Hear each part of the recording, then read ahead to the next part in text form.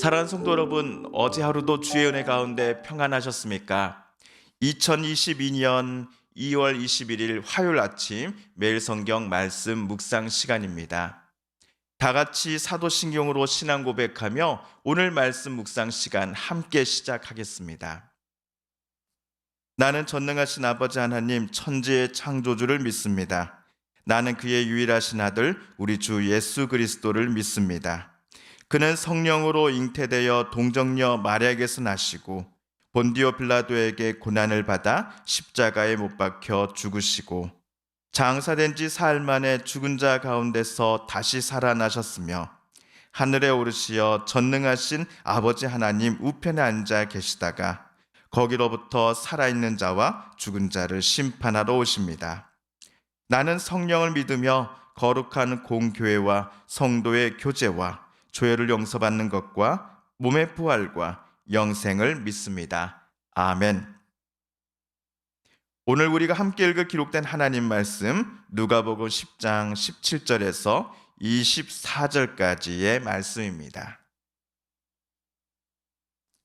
70인이 기뻐하며 돌아와 이르되 주여 주의 이름이면 귀신들도 우리에게 항복하더이다.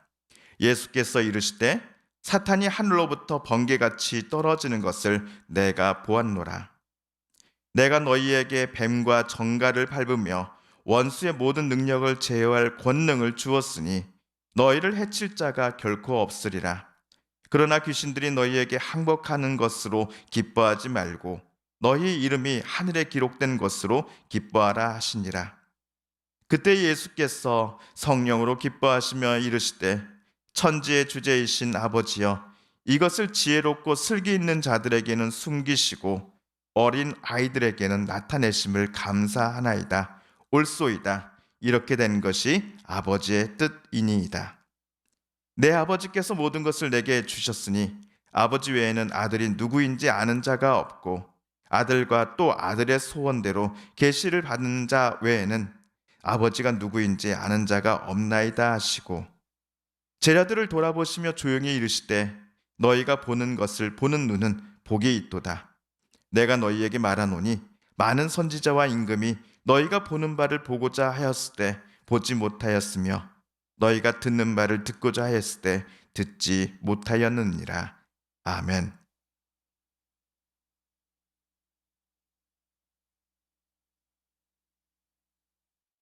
지난주 금요일 예수님께서는 70명을 2명씩 따로 떼어 갈릴리 주변 마을로 파송하셨습니다. 그들을 파송하기 직전 예수님께서는 몇 가지 당부의 말씀을 하셨습니다. 이들 70명이 방문하는 마을 또는 집에 하나님께서 주실 평화를 선포하라는 것입니다. 또한 가깝게 다가온 하나님 나라를 만나는 이들마다 전하라고 주님은 말씀하셨습니다. 그들은 예수님께서 주신 권능과 권세로서 병을 고치고 귀신 들린 자에게서 귀신을 쫓아낼 것입니다. 예수님의 말씀에 따르면 이들을 환영하지 않는 이들도 분명 있을 것입니다. 이들 집에서 예수님께 파송받은 이들은 먼지를 털어버리고 다른 집으로 이동하라 주님 말씀하셨습니다. 혹시라도 그들을 박해하고 환영하지 않는 이들은 그들을 파송한 예수님을 배척하는 것과 같다라고 주님은 말씀하십니다. 또한 70인을 박해하는 자들은 결국 예수님을 이 땅에 보내신 하나님 아버지를 배척하는 것과 마찬가지다라고 주님은 설명하셨습니다. 예수님이 행하신 놀라운 기적을 고라신, 밧세다, 가버나움 마을 사람들이 다른 지역 사람들보다도 훨씬 더 많이 보았음에도 그들은 예수님을 온전히 환영하지 않았던 것 같습니다. 그래서 이들 70명을 파송하는 일이 마치 양떼를 이리떼 사이로 보내는 것과 같구나라고 예수님께서는 생각하셨던 것이지요. 그런데 이러한 걱정과 우려로 70인을 보내셨던 예수님의 마음은 며칠 후 복귀한 그들의 사역보고를 들으실 때 안도와 기쁨으로 바뀌셨습니다. 17절을 보시면요.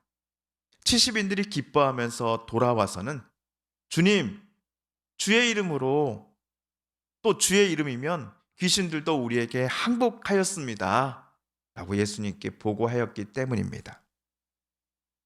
참고로 누가복음을 쓴 누가는 기뻐하며 또는 기쁨이라는 이 표현을 다른 복음서에 비해 훨씬 더 많이 사용했습니다. 예를 들어 누가복음 1장 14절에 너도 기뻐하고 즐거워할 것이요 많은 사람도 그의 태어남을 기뻐하리니, 누가복음 15장 7절 내가 너희에게 말한다 이와 같이 하늘에서는 회개할 필요가 없는 의인 99보다 회개하는 죄인 한 사람을 두고 더 기뻐할 것이다. 누가복음 24장 52절 그들이 그에게 경배하고 큰 기쁨으로 예루살렘에 돌아가 등에서와 같이 기쁨이라는 단어를 누가는 많이 썼습니다. 그러므로 이번 파송받은 70인들의 사역 속에서도 하나님께서 사람들 향하신 구원 사건이 일어났다는 것을 누가는 기쁨이라는 단어를 통해 독자들에게 말해주고자 했던 것입니다. 그리고 우리 누가복음 11장 20절을 미리 찾아가 읽어보겠습니다. 그러나 내가 만일 하나님의 손을 힘입어 귀신을 쫓아낸다면 하나님의 나라가 이미 너희에게 임하였느니라. 방금 예수님의 말씀에 따르면 예수님께서 파송한 70인들이 예수의 이름으로 귀신들을 내쫓아냄과 하나님의 나라가 이 땅에 가까이 오는 것은 동시에 같이 일어나는 일입니다. 그러므로 이번 파송받은 70인의 사역은 단순히 귀신을 쫓아낸 것뿐만 아니라 하나님의 나라가 이 땅에 더 가깝게 찾아온 것을 그들이 만나는 이들마다 알려주었던 것입니다. 사실 70인들은 예수님께서 자신들의 사역을 보고하지 않았어도 예수님께서는 그들이 어떠한 일들을 행하였는지를 이미 다 알고 계셨습니다.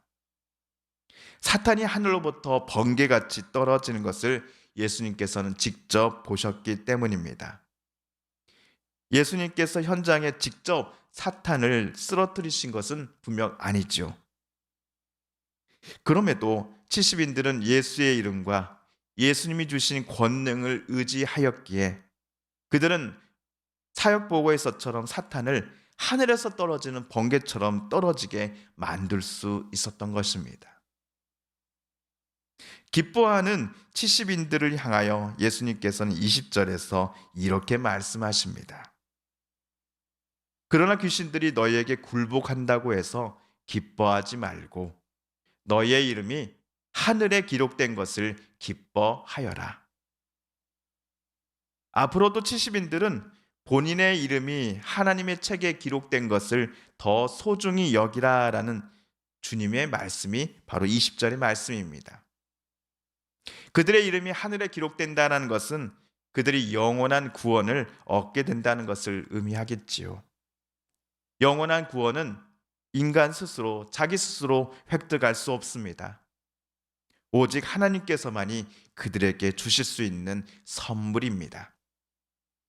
그렇게 내가 어떠한 일을 성취했다라고 하는 만족감도 좋지만 하나님께서 나를 아끼고 사랑하셔서 우리에게 하나님께서 영원한 생명을 허락해 주셨다라는 사실을 저 여러분은 늘 기억하며 늘 하나님께 감사하며 또 하나님을 찬양하며 하나님 뜻대로 살아가는 오늘 우리가 되어야 하겠습니다.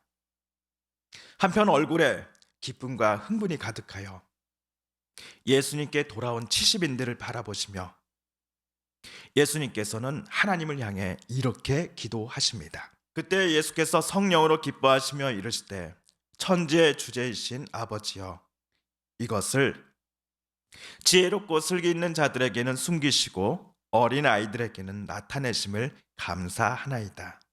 옳소이다. 이렇게 된 것이 아버지의 뜻이니이다. 이것을 하나님께서는 지혜롭고 슬기 있는 자들에게는 숨기셨으나 반면 어린 아이들에게는 나타내 주신 것. 과연 여기서 이것은 무엇일까요? 바로 복귀한 70인들이 각 마을로 파송받았을 때 그들이 보았던 하나님 나라의 가까움을 예수님은 이것이라는 대명사로 표현하셨던 것입니다. 지금까지 우리가 읽었던 누가복음의 앞부분을 생각해 보시면 예수님께서 지금 지혜롭고 슬기는 자들이 누구를 가리키는 표현인지를 우리는 알 수 있습니다. 그들은 바로 자신들이 하나님에 대하여 그리고 율법에 대하여 세상 어느 누구보다도 제일 많이 안다라고 자부하던 예수님 당시 종교 지도자들일 것입니다. 그런데도 이들이 하나님 나라를 느끼거나 볼 수 없게 된 이유는 그들의 마음이 하나님을 배척했기 때문이겠지요. 그들의 교만이 예수님을 이 땅에 보내신 하나님을 멀리 내쳤기 때문이었겠지요. 그리하여 스스로를 하나님과 사람들 앞에서는 의롭다라고 간주하나 또한 상대방은 악하다라고 죄인이다라고 손가락질 해왔던 당시 종교 지도자들의 눈으로서는 절대로 하나님 나라를 볼 수 없도록 하나님께서 그들의 눈을 가리셨던 것입니다. 그렇다면 어떤 사람이 하나님 나라를 희미하게나마 볼 수 있으며 어느 사람이 예수님께서 하나님의 아들이심을 알아챌 수 있는 것입니까? 이 질문에 대한 답을 예수께서는 22절, 23절에서 이렇게 답해 주셨습니다.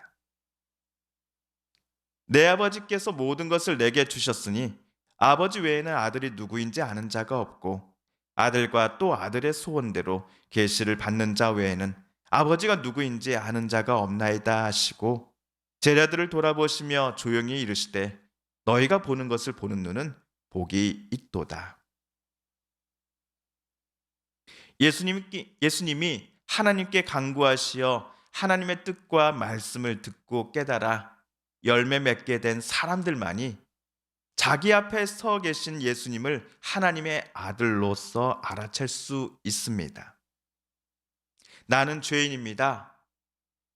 주님 나를 떠나소서라고 말할 정도로 예수님 앞에 자신이 얼마나 큰 죄인인지 얼마나 죄 앞에서 연약한 존재로 살아왔었는지를 인정하되 주님의 도우심과 인도하심이 하나님께로부터 온 것임을 신뢰하며 늘 언제나 주님과 함께하고자 했던 당시의 제자들이야말로 하나님의 계시이신 예수 그리스도의 존재를 깨달을 수 있게 된 것입니다.